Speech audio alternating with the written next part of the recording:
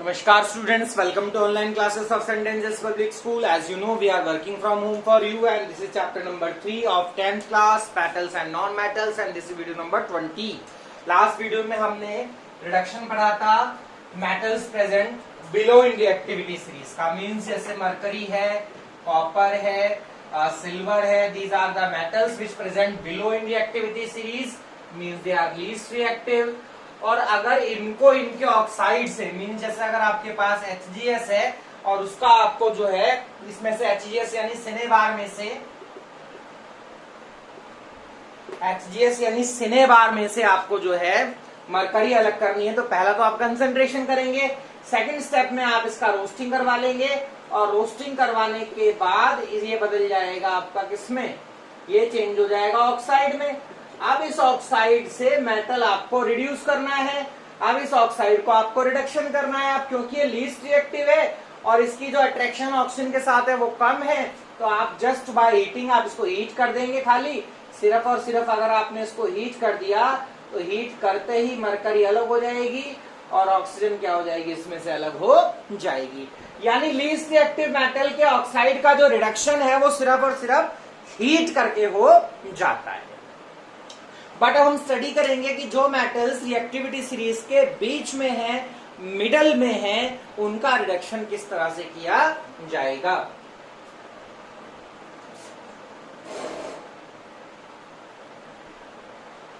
Now we will study metals present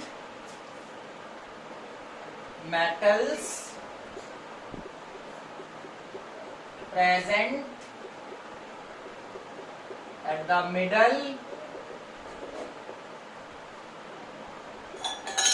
of reactivity series।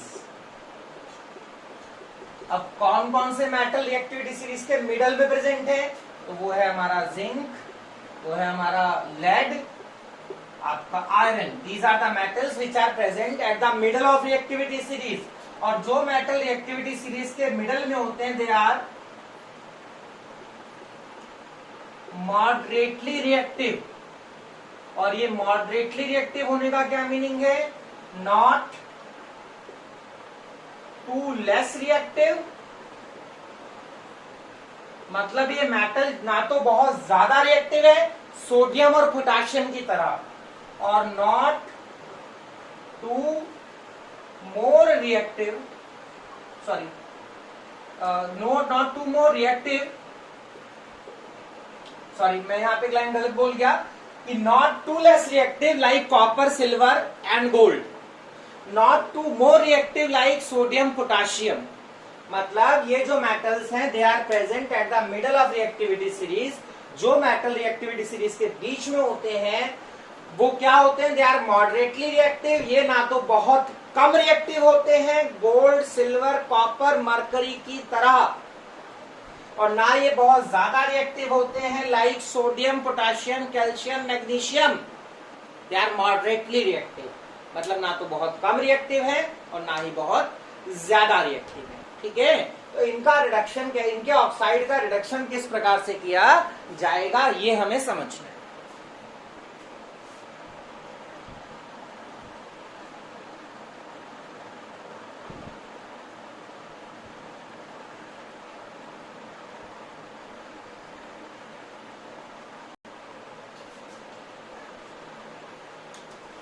तो ये जो मेटल्स है क्योंकि ना तो बहुत ज्यादा रिएक्टिव है ना बहुत कम रिएक्टिव है तो इनका रिडक्शन कैसे किया जाएगा, so we use a suitable reducing agent. तो हम लोग क्या करेंगे, एक सूटेबल रिड्यूसिंग एजेंट का यूज करेंगे इनका रिडक्शन करने, इनके मेटल ऑक्साइड का रिडक्शन करने के लिए। We use a suitable reducing agent to reduce their metal oxides. आप नोट कीजिए इस बात को, ठीक है। चलिए मैं इसको मिटा देता हूं, कुछ एग्जांपल्स लेते हैं इस बात के, कुछ एग्जांपल्स समझते हैं इस चीज के। एग्जांपल्स क्या है, लेट सपोज आपके पास है ZnCO3। ZnCO3 is what? ZnCO3 is calamine। And calamine जो होता है that is ore of zinc. और इसके अंदर से आपको जिंक निकालनी है। पहला स्टेप क्या होगा? पहला स्टेप होगा कंसंट्रेशन ऑफ ओर का। पहला स्टेप होगा कंसंट्रेशन ऑफ ओर का, जिसमें आप इसको पीस कर इसका जो है इसका आप कंसंट्रेशन कर देंगे, मतलब इसमें से गैंग हटा देंगे। दूसरा स्टेप क्या है? क्योंकि ये कार्बोनेट की फॉर्म में है, इसकी क्या करी जाएगी दूसरे स्टेप में? दूसरे स्टेप में इसको बिना ऑक्सीजन के हीट किया जाएगा, इसका कैल्सिनेशन कर दिया जाएगा। जब आप इसका कैल्सिनेशन करेंगे तो आपको मिलेगा zinc oxide plus carbon dioxide. अब इस जिंक ऑक्साइड का हमको करना है रिडक्शन। तीसरा स्टेप अब रिडक्शन का आ गया। अब क्योंकि अब ये मेटल जो है वो रिएक्टिविटी सीरीज के मिडल में है, रिएक्टिविटी सीरीज के मिडल में है, और ना तो बहुत ज्यादा रिएक्टिव है ना ही बहुत कम रिएक्टिव है, तो ये जो जिंक है इसे ऑक्सीजन से अलग करना है, तो हीट करके काम नहीं चलेगा। जैसे कि HGO में हो गया था, जैसा कि HGO वाले केस में हमने क्या कर दिया था, सिर्फ हीट कर दिया तो मरकरी अलग और ऑक्सीजन अलग। यहाँ हीट से काम नहीं चलेगा। क्यों नहीं चलेगा? बिकॉज यहाँ हीट से क्यों काम चल गया? बिकॉज मरकरी और ऑक्सीजन की एफिनिटी उतनी ज्यादा नहीं है। Mercury don't like oxygen, mercury don't like to combine with oxygen. Mercury oxygen में नहीं जुड़ना चाहता तो बहुत आसानी से हट जाएगा, बट ये इसकी रिएक्टिविटी इसकी रिएक्टिविटी इससे ज्यादा है, तो ये ऑक्सीजन को इतनी आसानी से नहीं छोड़ेगा। तो हमें क्या करना पड़ेगा? We have to use a suitable reducing agent. हमको यूज करना पड़ेगा एक सुटेबल रिड्यूसिंग एजेंट, जो कि होगा carbon. Carbon act as a reducing agent. तो क्या होगा? थोड़ा सा हीट कर देंगे, कार्बन रिड्यूसिंग एजेंट डाल देंगे, कार्बन इस ऑक्सीजन को लेके चला जाएगा, हमारे को जिंक मेटल मिल जाएगी और कार्बन मोनोऑक्साइड क्या हो जाएगी? रिलीज हो जाएगी। इस प्रकार से हमें क्या मिल जाएगा? वी गेट जिंक मेटल और हमारा रिडक्शन हो जाएगा। आई होप आपको समझ आया होगा।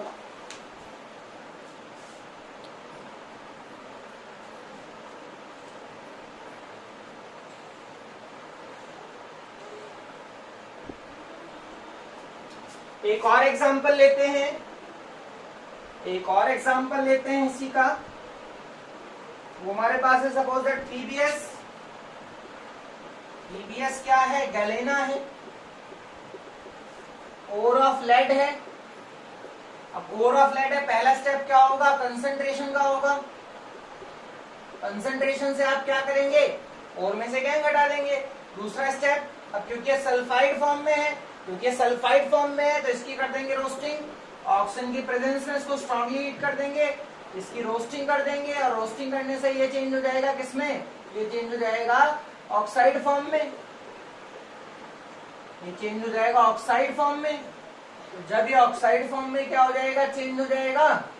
तो अब इसकी आप क्या करोगे? तीसरा स्टेप इसका रिडक्शन करना है। अब क्योंकि ये मॉडरेटली रिएक्टिव है, लेड मॉडरेटली रिएक्टिव है, तो इतनी आसानी से ऑक्सीजन से नहीं निकलेगा। हम कार्बन का यूज करेंगे एज अ रिड्यूसिंग एजेंट।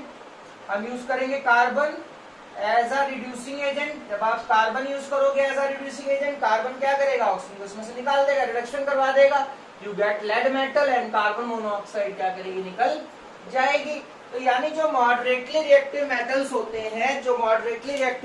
होते हैं उनका रिडक्शन हम लोग सूटेबल रिड्यूसिंग एजेंट की हेल्प से करवाते हैं।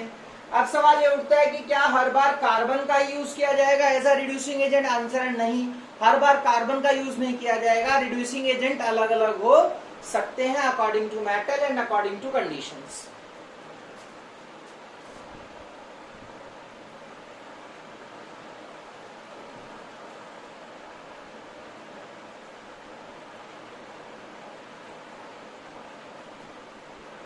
एक और एग्जांपल लेते हैं। अगर आपके पास Fe2O3 है, that is hematite ore of iron, इसका अगर आपको रिडक्शन कराना है तो इसके रिडक्शन के लिए आप यूज कर सकते हैं carbon monoxide. Carbon monoxide as a reducing agent, carbon monoxide as a reducing agent क्या बन जाएगा? आयरन निकल जाएगा और कार्बन डाइऑक्साइड गैस क्या हो जाएगी? रिलीज हो जाएगी। तो यहाँ पर रिड्यूसिंग एजेंट जो है वो क्या है? कार्बन मोनोऑक्साइड है।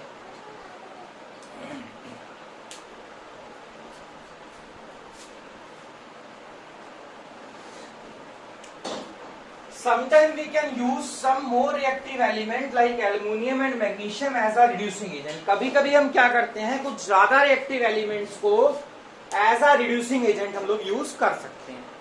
जैसे अगर आपके पास Fe2O3 है, तो यहां पे आप एल्युमिनियम से अगर इसकी रिएक्शन करा दें तो एल्युमिनियम यहाँ रिड्यूसिंग एजेंट का काम करेगा और एल्युमिनियम ऑक्सीजन को क्या कर देगा, इसमें से निकाल देगा। तो ये बन जाएगा हमारा Fe प्लस Al2O3। ठीक है। अगर आपके पास CrO3 है, क्रोमियम ऑक्साइड है, तो यहां भी आप एल्युमिनियम का यूज कर सकते हैं एज अ रिड्यूसिंग एजेंट। यहां पर बन जाएगा Cr plus Al2O3।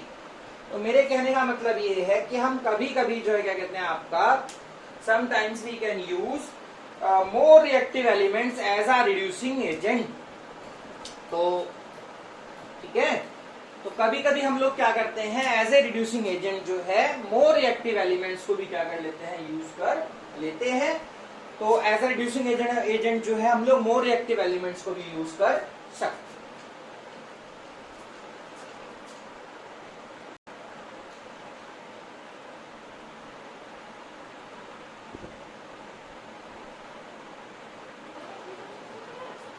Now we have question, what is thermit process या thermit reaction। तो देखिए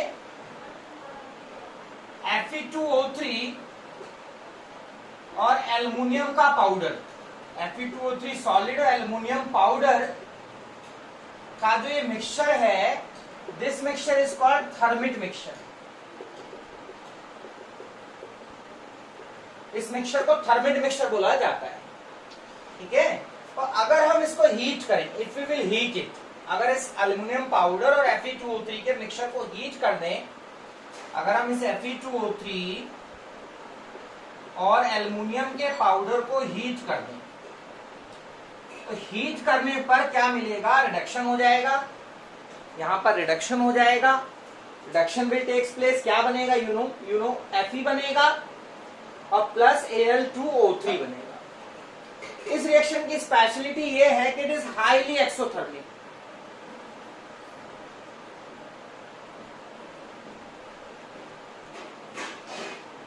बहुत ज्यादा हीट निकलेगी।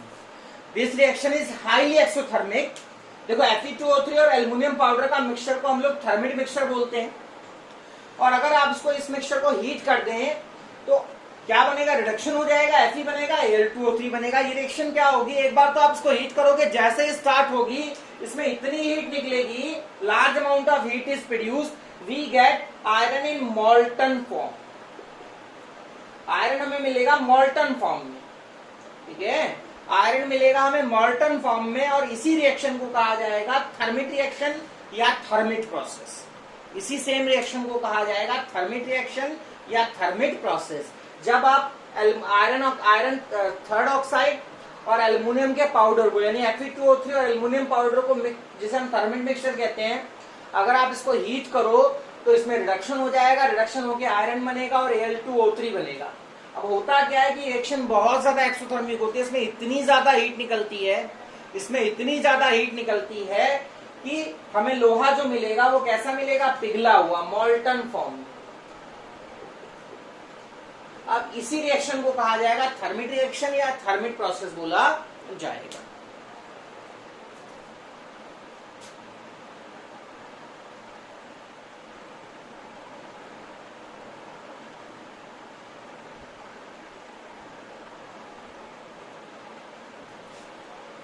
So definition क्या है, when we heat a mixture of Fe2O3 and aluminum powder, then aluminum reduce the Fe2O3. This reaction is very highly exothermic, so we get iron in molten form. This process is known as thermit process या thermit reaction।